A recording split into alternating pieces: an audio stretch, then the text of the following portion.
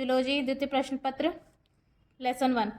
आज पढ़ेंगे हम लोग कोशिका एवं कोशिकांगों की परासंरचना यानी ultra structure of cell and cell organelles. इसमें फर्स्ट हम लोग देखेंगे आपका जनरल इंट्रोडक्शन। तो फर्स्ट जैसे हम लोग सिनॉप्सिस बनाते हैं तो उसमें सबसे पहले हम लोग को इंट्रोडक्शन देना पड़ता है। तो इंट्रोडक्शन में हम ये बता सकते हैं कि जो सेल था उसका सर्वप्रथम कोशिकाओं की आकृति यानी उसकी जो मॉर्फोलॉजी होती है और फिजियोलॉजी होती है उसका जो अध्ययन किया था वो सर्वप्रथम श्वान नामक वैज्ञानिक ने किया था। ठीक है, इनको कोशिका विज्ञान का जनक कहा जाता है। याद रखिएगा कि जो श्वान है वो जो वैज्ञानिक है उसको कोशिका जीव विज्ञान का जनक कहा जाता है, और जो रॉबर्ट हुक है उसको कोशिका का जनक कहा जाता है। ठीक है, ये कोशिका विज्ञान का के जनक है और ये कोशिका के जनक है, तो नाम में कंफ्यूज नहीं होना है आपको।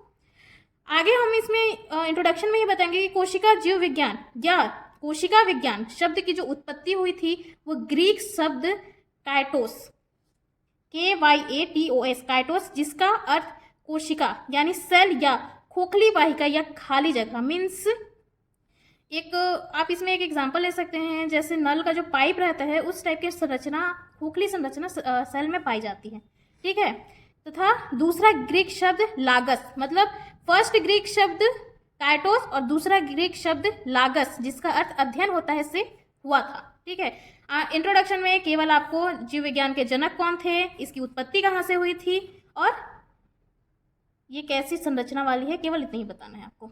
ठीक है, सेकंड हम देखेंगे डेफिनेशन। सिनॉप्सिस में फर्स्ट इंट्रोडक्शन के बाद सेकंड आपका सिस्मेटिक में डेफिनेशन आता है। ठीक है, तो इसमें डेफिनेशन के रूप में दिया है कोशिका जीवों के आधारभूत संगठन एवं क्रियाओं की वह सूक्ष्मतम लेकिन अपूर्ण अभिव्यक्ति है जो बाहर की ओर एक विभेदकीय पारगम्य कोशिका भित्ति द्वारा परिसीमित होती तथा जिसमें स्वतः जनन की क्षमता होती है। यह विभिन्न पदार्थों का वह छोटा से छोटा संगठित रूप है जिसमें वे सभी क्रियाएं होती हैं जिन्हें सम्मिलित रूप से हम जीवन कहते हैं।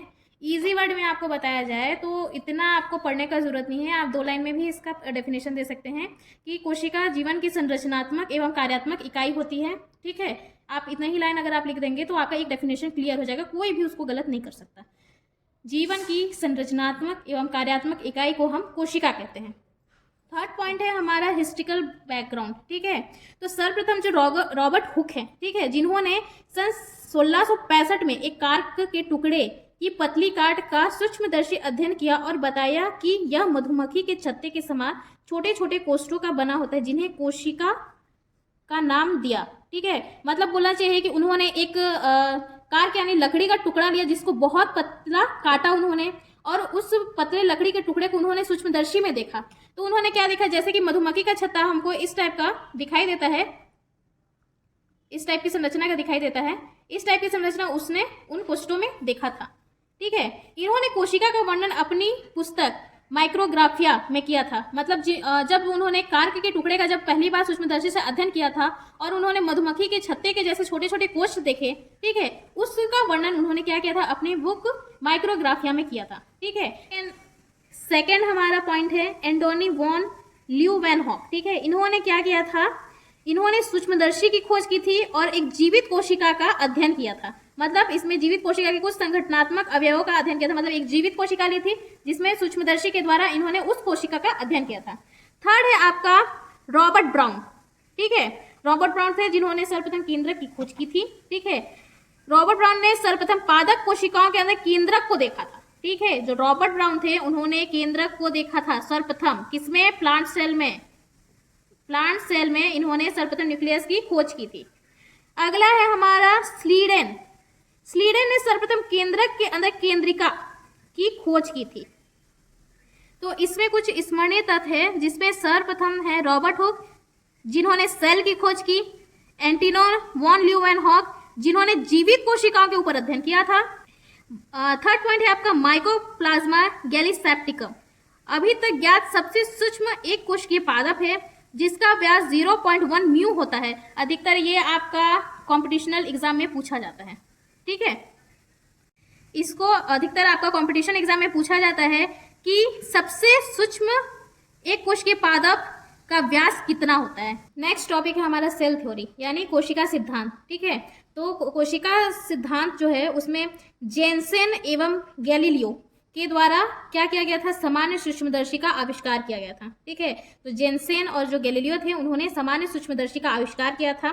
ठीक है, उसके बाद ठीक है सामान्य सूक्ष्मदर्शी का आविष्कार होने के बाद ठीक है जो रॉबर्ट हुक के द्वारा बनाए गए जो संयुक्त सूक्ष्मदर्शी से पहली बार कार्क कोशिका, ठीक है कार्क कोशिका मतलब मैंने पहले भी बताया था आपको हिस्ट्री में कि जो रॉबर्ट हुक थे उन्होंने कार्क कोशिका का अध्ययन किया था। ठीक है, और कोशिका विज्ञान की उसमें नींव पड़ी थी।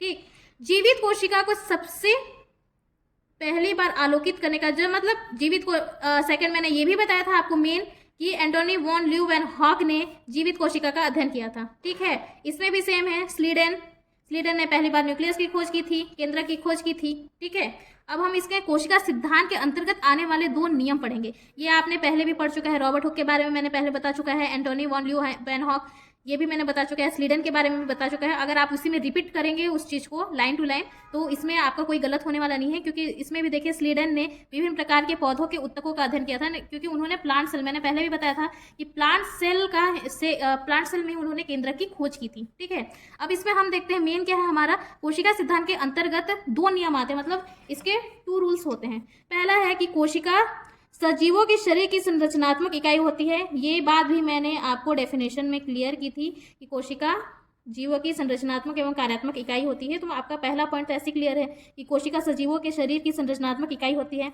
सेकंड है आपका कोशिका क्रियात्मक रूप से स्वतंत्र होते हैं तथा सभी सजीव कोशिकाओं में संरचनात्मक एवं क्रियात्मक समानता होती है तथा ये पूर्ण शक्त विकासीय इकाई होते हैं। मतलब सेकंड में भी मैंने ये आपको फर्स्ट लाइन में डेफिनेशन में ही क्लियर कर दिया था कि संरचनात्मक एवं क्रियात्मक यानी कार्यात्मक इकाई होती है दोनों की। ठीक है, इसी को ये बढ़ा चढ़ा के दिया हुआ है।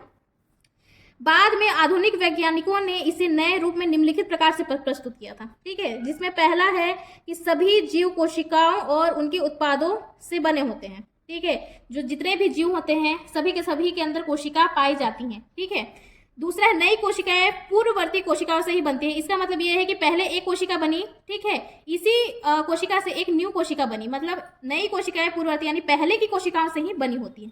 थर्ड है आपका ये कोशिकाएं जीवन की कार्यात्मक तथा रचनात्मक इकाई होती है। ये सेम वही लाइन फिर से रिपीट हुआ है।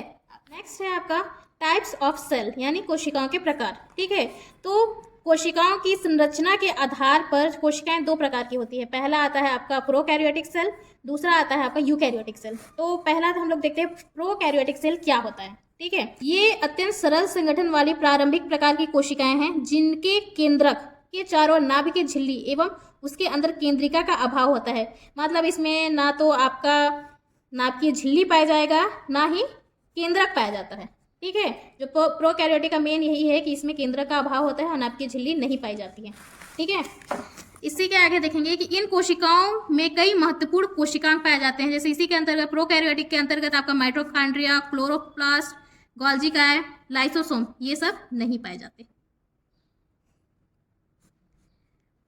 जीवाणु, विषाणु, जीवाणु भोजी तथा नीली हरी शैवाल प्रोकैरियोटिक कोशिकाओं के अंतर्गत आते हैं। जीवाणु भोजी यानी आपका बैक्टीरिया, वायरस जो जीवाणु भोजी होते हैं, एल्गी होते हैं, एल्गी वाले, नीली हरी शैवाल जो एल्गी के अंतर्गत आते हैं। नीली हरी शैवाल तो आपको जानते होंगे कि बारिश के टाइम पे अधिकतर देखिएगा कि आपके छत में या दीवालों पे कुछ छोटे छोटे पौधे टाइप की संरचना पाई जाती है, निकले रहते हैं छोटे छोटे पौधे, काई जिसको हम लोग काई कहते हैं, उसको नीली हरी शैवाल कहा जाता है। प्रोकैरियोटिक के अंतर्गत आते हैं। ठीक है, जो माइटोकॉन्ड्रिया, क्लोरोप्लास्ट, गोल्गी कोय और लाइसोसोम जो होते हैं वो प्रोकैरियोटिक में नहीं आते हैं। प्रोकैरियोटिक में आते हैं जीवाणु, विषाणु, जीवाणु भोजी और नीली हरी शैवाल। ठीक है, इन कोशिकाओं की कुछ अन्य विशेषताएं निम्नलिखित है। तो पहला है आपका केंद्रीय झिल्ली के अभाव के कारण केंद्रक पदार्थ जैसे प्रोटीन, डीएनए, आरएनए कोशिका द्रव्य में बिखरे रहते हैं। मतलब केंद्रक में हमारा प्रोटीन, डीएनए और आरएनए पाया जाता है, लेकिन जो प्रोकैरियोटिक सेल होते हैं उनमें ना तो केंद्रक पाया जाता है, ठीक है, ना ही केंद्रकीय झिल्ली पाई जाती है, जिसके कारण क्या होता है प्रोटीन, डीएनए और आरएनए होता है वो कोशिका द्रव्य में बिखरे रहते हैं। ठीक, सेकंड क्या होता है अनुवांशिक पदार्थ डीएनए की गोल द्विसूत्री श्रृंखलाकार गुणसूत्र यानी सर्कुलर डबल स्टैंडर्ड क्रोमोसोम के रूप में पाया जाता है। जिसमें गुणसूत्रों का बेसिक पदार्थ हिस्टोप्रोटीन नहीं पाया जाता है। मतलब इसमें क्या होता है कि डीएनए पाया जाता है, ठीक है, सर्कुलर डबल स्टैंडर्ड क्रोमोसोम के रूप में पाया जाता है, लेकिन इनके जो गुणसूत्र की बेसिक पदार्थ होती है हिस्टोप्रोटीन, इनमें अब्सेंस होता है, ठीक है।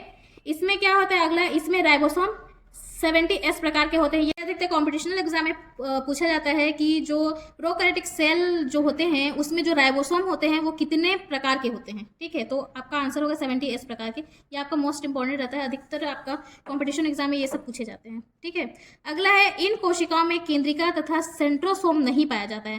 पहले भी ऊपर में हम लोग ये चीज़ें कंफर्म कर चुके हैं कि प्रोकैरियोटिक में ना तो केंद्रक पाया जाता है, ना केंद्रिक झिल्ली पाया जाता है, ना ही इसमें सेंट्रोसोम भी पाया जाता है, मतलब नहीं पाया जाता सेंट्रोसोम। अगला है, प्लाज्मा झिल्ली कोशिका द्रव्य में विस्तारित होकर माइटोकॉन्ड्रिया का कार्य करती है। मतलब जो प्लाज्मा झिल्ली होती है वो कोशिका द्रव्य में विस्तारित होकर माइटोकॉन्ड्रिया का कार्य करती है। माइटोकॉन्ड्रिया का कार्य क्या कार्य करता है? ऊर्जा को संरक्षित करने का कार्य करता है, ठीक है। तो वो कार्य किसके द्वारा किया जा रहा है? इसमें प्लाज्मा झिल्ली के द्वारा। अगला हम स्ट्रक्चर देखेंगे। अब हम देखेंगे प्रोकैरियोटिक सेल का स्ट्रक्चर, ठीक है। तो ये जो हेयर लाइक स्ट्रक्चर है जो आपका बाहर में पाया जाता है, हेयर टाइप स्ट्रक्चर, उसको बोलते हैं फेम बैरियर फाइल, ठीक है। उसके बाद फिर आपका ये जो ब्लैक आउटर लेयर है, ठीक है, इसको बोलते हैं कैप्सूल। उसके बाद ये जो आपका खाली जगह दिख रहा है, ठीक है, इसमें ये क्या पाया जाता है? इसमें होता है सेल वॉल पाया जाता है। फिर इनर का ये जो ब्लैक आउटर लेयर दिख रहा है, ठीक है, इसको बोलते हैं प्लाज्मा मेम्ब्रेन। फिर उससे जस्ट सटा हुआ ये गोल गोल मोती टाइप का जो किनारे किनारे लगा हुआ है डिज़ाइन, ठीक है, इसको बोलते हैं रेस्पिरेटरी चेन, ठीक है। फिर इसके अंदर जो छोटे छोटे ये गोल संरचना पाए जा रहे हैं, ये होता है आपका साइटोप्लाज्म, ठीक है। साइड में इस टाइप का डैश लाइक स्ट्रक्चर पाया जा रहा है, इसको बोलते हैं स्टोरेज ग्रेनुअल tRNA, ठीक है। ये जो पूंछ टाइप की जो आकृति पाई जाती है इसको बोलते हैं फ्लैजिलम। यहाँ पे एक गोल टाइप की आकृति पाई जा रही है जिसको बोलते हैं फ्री एंजाइम, ठीक है। एक और बॉन्ड टाइप की आकृति है जिसको फ्री राइबोसोम कहा जाता है। इसमें एक इंटरनल मेम्ब्रेन भी पाया जाता है, न्यूक्लियोटाइड डीएनए पाया जाता है, मीसोसोम पाया जाता है और पॉलीसोम पाया जाता है। इसमें इस टाइप का स्ट्रक्चर है और आरएनए पाया जाता है, ठीक है। नेक्स्ट हम देखेंगे यूकैरियोटिक सेल, ठीक है। तो हम लोग प्रोकैरियोटिक सेल में ये देखे थे कि केंद्रक नहीं पाया जाता, केंद्रक झिल्ली नहीं पाई जाती। तो इसमें क्या होता है? जस्ट अपोजिट होता है, ठीक है। इसमें क्या होता है? सुसंगठित तथा विकसित कोशिकाएं हैं जिसमें केंद्रक के चारों तरफ एक निश्चित केंद्रक कला यानी न्यूक्लियर मेम्ब्रेन पाई जाती है। उसमें अभाव था, इसमें पाया जाता है। इसमें सभी कोशिकांग विकसित अवस्था में पाए जाते हैं, ठीक है। इसमें पहला है कि हम लोग उसमें पहले देखे थे कि हिस्टोप्रोटीन आपका अब्सेंट था, ठीक है। लेकिन इसमें क्या है? इसका गुणसूत्र विकसित तथा न्यूक्लिक अम्ल हिस्टोप्रोटीन का बना होता है। प्रोकैरियोटिक में हिस्टोप्रोटीन का अभाव था और इसमें जो न्यूक्लिक अम्ल होता है वो हिस्टोप्रोटीन का बना होता है, ठीक है। सेकंड है, इन कोशिकाओं में केंद्रिका तथा सेंट्रोसोम पाए जाते हैं, जबकि पहले वाले में क्या थे? केंद्रिका और सेंट्रोसोम दोनों अब्सेंट थे, ठीक है। सेंट्रोसोम की उपस्थिति के कारण इनके विभाजन के समय तर्कु का निर्माण होता है, ठीक। अगला है, इसकी कोशिका भित्ति पूर्ण विकसित होती है तथा सेल्यूलोज की बनी होती है। इसमें भी इसमें जो राइबोसोम होते हैं वो 80S प्रकार के होते हैं। आपका प्रोकैरियोटिक में 70S प्रकार के थे और यूकैरियोटिक में 80S प्रकार के होते हैं, ठीक है। जीवाणुओं, विषाणुओं, जीवाणु भोजों तथा नीले हरे शैवालों को छोड़कर शेष सभी जीवों की कोशिकाएं यूकैरियोटिक ही बनी होती है। जैसा कि पिछले मैंने बताया था कि जो जीवाणु, विषाणु, जीवाणु भोजों और नीली हरी शैवाल है जब प्रोकैरियोटिक में पाए जाते थे और प्रोकैरियोटिक में माइटोकॉन्ड्रिया, क्लोरोप्लास्ट, गाल्गी काया व लाइसोसोम नहीं पाए जाते थे, तो वो सब किसमें पाए जाएंगे? आपका यूकैरियोटिक सेल में, ठीक है। तो आप इस टाइप का आप उसमें वो चीज़ें चेंज करके भी लिख सकते हैं कि जो उसमें आपका अभाव था वही चीज़ इसमें पाया जा रहा है, ठीक है। मेन इसका जो अंतर होता है, ठीक है, ये डिफरेंस ये आपका मोस्ट इंपॉर्टेंट होता है। अधिकतर एग्जाम में भी इसका ये पूछा जाता है, difference between prokaryotic and eukaryotic cell, ठीक है। तो इसमें आप पिछला जो भी पढ़े हैं उस हिसाब से आप खुद भी लिख सकते हैं। इसमें पहला तो कोशिका भित्ति है, तो जो कोशिका भित्ति थी उपस्थित है तथा यह अमीनो शर्करा एवं म्यूरेमिक अम्ल की बनी होती है, ठीक है। और इसमें क्या है? सेल्यूलोज की बनी होती है। इसमें मेन आपको अमीनो मतलब कोशिका भित्ति दोनों में पाई जाती है, ठीक है। पर ये क्या होती है? अमीनो शर्करा और म्यूरेमिक अम्ल का बना होता है और ये सेल्यूलोज का बना होता है, ठीक है। माइटोकॉन्ड्रिया इसमें अब्सेंट होता है, मैंने अभी भी बताया था थोड़ी देर पहले, और इसमें प्रेजेंट होगा। राइबोसोम इसमें 70S, इसमें 80S, ठीक है। ER मतलब इंडोप्लाज्मिक रेटिकुलम अनुपस्थित होता है, इसमें उपस्थित होता है। गोल्जी का है अनुपस्थित होता है, उपस्थित होता है। इसमें भी देखिए गोल्जी का है आपका अनुपस्थित होता है, मतलब इसमें नहीं पाया जाता है, और उपस्थित यानी इसमें पाया जाता है। लाइसोसोम अनुपस्थित होता है, इसमें यूकैरियोटिक में उपस्थित होता है। नाभिकीय झिल्ली इसमें प्रोकैरियोटिक में अनुपस्थित होता है और यूकैरियोटिक में उपस्थित होता है यानी पाया जाता है। अनुवांशिक पदार्थ यानी DNA तथा RNA केवल एकल एवं नग्न DNA के रूप में होता है, ठीक है, केवल सिंगल DNA पाया जाता है। इसमें एक से अधिक गुणसूत्र होते हैं जो कि DNA एवं प्रोटीन के बने होते हैं, मतलब इसमें एक से अधिक DNA मतलब गुणसूत्र पाए जाते हैं DNA, ठीक है। केवल एक द्विकुंडलित यानी डबल स्टैंडर्ड वलयाकार यानी सर्कुलर, मैं इसमें ये DNA का पहले भी मैं बताई थी कि प्रोकैरियोटिक जो सेल होता है उसमें डबल स्टैंडर्ड सर्कुलर DNA पाया जाता है और इसमें हिस्टोप्रोटीन अनुपस्थित होता है यानी नहीं पाया जाता है, जबकि इसमें हिस्टोप्रोटीन पाया जाता है। जो DNA ही रहता है वो हिस्टोप्रोटीन के साथ गुणसूत्र बनाता है, ठीक। प्रकाश संश्लेषण यानी फोटोसिंथेसिस की जो क्रिया होती है वो होती है थाइलेकॉइड में होता है, ठीक है, जबकि यूकैरियोटिक में विकसित क्लोरोप्लास्ट में होता है, ठीक है। क्लोरोप्लास्ट अधिकतर पादप कोशिकाओं में पाया जाता है। श्वसन प्लाज्मा झिल्ली में होता है और इसमें श्वसन कार्य जो होता है माइटोकॉन्ड्रिया में होता है। कशाभिका, इसकी कशाभिका में केवल एक तंतु होता है। इसकी कशाभिका में 2 केंद्रीय तथा 9 दोहरे परिधीय तंतु होते हैं, यानी 9+2 के सिस्टम में ये सिस्टमैटिक होते हैं। कोशिका विभाजन, इसमें अर्धसूत्री विभाजन होता है, इसमें समसूत्री या अर्धसूत्री दोनों प्रकार के पाए जा सकते हैं, ठीक है। लैंगिक प्रजनन नहीं पाया जाता, इसमें पाया जाता है। केंद्रिका नहीं पाया जाता, पाया जाता है। सेंट्रियोल नहीं पाया जाता, इसमें पाया जाता है। Thanks for watching.